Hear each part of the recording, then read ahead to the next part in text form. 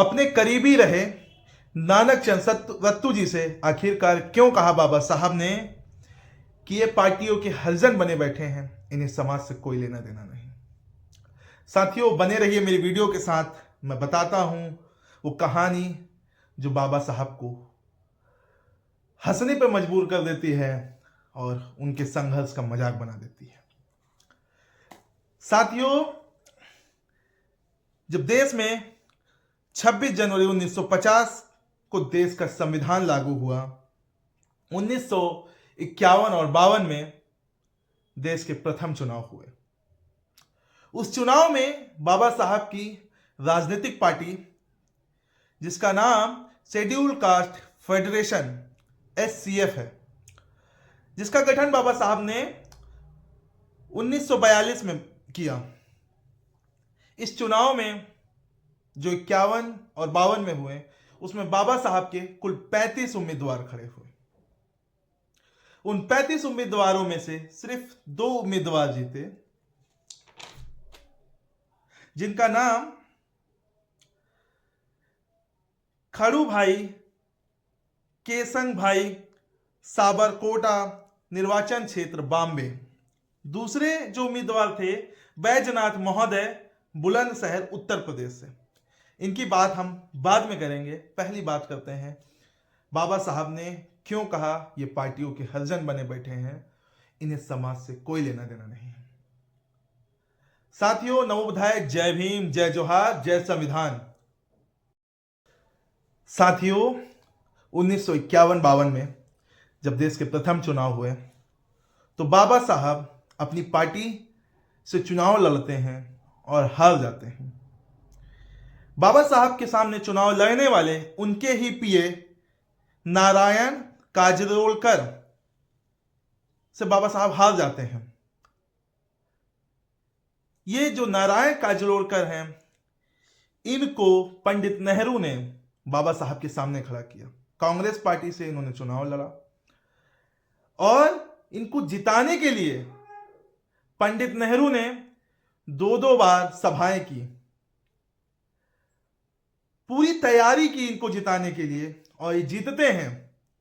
बाबा साहब जब हार जाते हैं, ये जीत करके बाबा साहब से मिलने आते हैं और हंसते हुए कहते हैं कि साहब मैं जीत गया।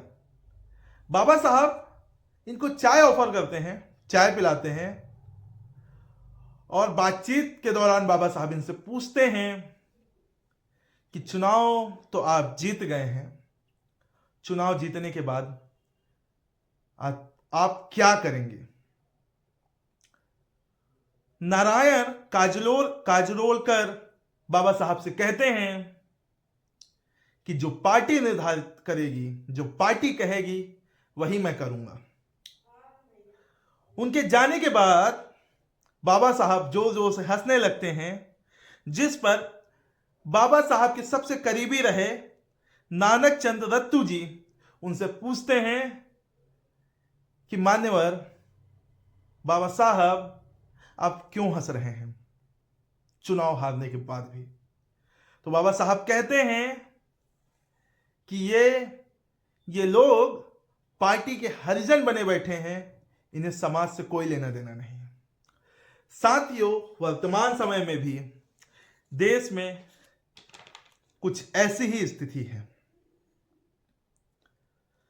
साथियों, देश की लोकसभा सीटों में जो 543 हैं, उसमें SC के 84 उम्मीदवार चुन करके आते हैं और ST के 47। अब सोचिए, जो 131 लोग ये चुन करके आते हैं, ये पार्टी के हरिजन हैं। ये उन्हीं पार्टियों के हरिजन हैं जो बाबा साहब ने कहा था, ये वही हरिजन हैं। बाबा साहब ऐसे ही लोगों पे हंसे थे, इन्हें कोई मतलब नहीं है समाज के लोगों की पीड़ा से। आज अनिल मिश्रा जैसे लोग जो समाज में खुल करके आ रहे हैं, बाबा साहब को गाली देने का काम कर रहे हैं। जो 131 लोग चुन करके गए हैं, बाबा साहब कि आरक्षित सीटों से जो बाबा साहब ने संविधान में दी हैं, उन आरक्षित सीटों से तब भी ये बाबा साहब के बनाए हुए नियम या बनाए हुए कानून का आदर सम्मान नहीं करते। इन्हें कोई मतलब नहीं उस कानून और सम्मान से। इन्हें व्यक्तिगत फायदा उठाना है और ये पार्टी के हरिजन बने हुए हैं। आज चाहे एससी का हो, एसटी का हो, ओबीसी समाज के लोग हों, उनके ऊपर पेशाब किया जाता है, उनकी महिलाओं के साथ भद्रता की जाती है, रेप किया जाता है, उनकी बच्चियों का शोषण किया जाता है। प्राइवेट संस्थानों पे जातिगत भेदभाव होता है। सरकारी तो छोड़िए, प्राइवेट संस्थानों पे जातिगत भेदभाव होता है, जाति के हिसाब से चयन होता है। अगर ये 131, 130, 131, 30 लोग जो हैं ये चाहें तो समाज की बातें बहुत आसानी से संसद में पहुंचा करके समाज को आगे बढ़ाने का काम कर सकते हैं। साथियों, एक आंकड़ा रखना चाहता हूं आपके सामने। सुप्रीम कोर्ट में जो जज हैं, लगभग 76% से 80% जज सौर समाज से आते हैं। वहीं देश की विभिन्न हाई कोर्टों में लगभग 78 से 82% जज सौर समाज से आते हैं। समस्या यह नहीं कि वो सौर समाज से आते हैं, समस्या यह है जो हमारे सांसद विधायक चुन करके जाते हैं, ये हमारी बात ही नहीं रखते। ये हमारे लोगों को आगे बढ़ने के लिए उनको मौका देने की बात ही नहीं रखते। आज भी देश में पूरी तरीके से संविधान नहीं लागू हो पाया है। इन मुद्दों पर आपके सांसद विधायक आवाज नहीं उठाएंगे क्योंकि वे आपके नेता नहीं हैं, पार्टियों के हरिजन हैं। साथियों, बाबा साहब बहुत दूरदर्शी थे, इसलिए बाबा साहब ने पहले ही इनका नामकरण कर दिया था, इनके बारे में बता दिया था। नमो बुद्धाय, जय भीम, जय संविधान, बाबा साहब अमर रहे।